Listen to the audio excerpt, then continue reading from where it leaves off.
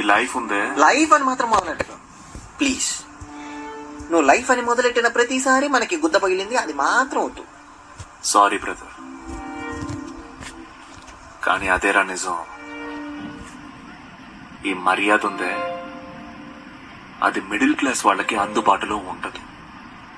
దాని గురించి ఆలోచించడమే పెద్ద నేరం రా.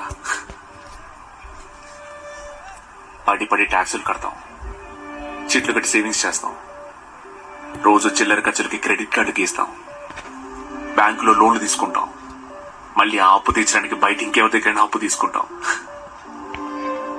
ఇక్కడ చాలా మంది జీవితాలు లోన్లు కట్టడానికే గడిచిపోతున్నారా.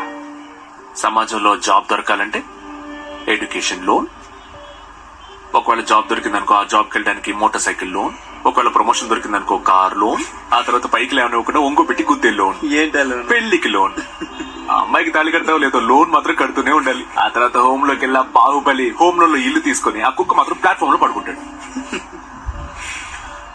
ఆ తర్వాత పిల్లలు పుడతారు, వాళ్ళకి ఎడ్యుకేషన్ లోను, ఈ లోను, ఆ లోన్ అని తీసుకొని హార్ట్ అటాక్ వచ్చింది, జీవితం సంకనాకిపోతుంది.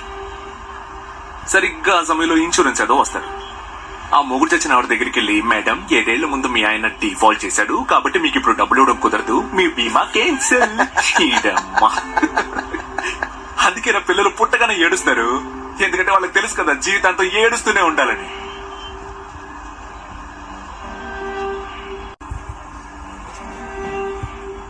కష్టపడే వాళ్ళ దగ్గర మెజారిటీ. మన గురించి ఆలోచించేవాడు ఎవ్వడం లేడు. మంది మిడిల్ క్లాస్ కాదు, మిడిల్ ఫింగర్ క్లాస్. అంటే మిడిల్ ఫింగర్ క్లాస్.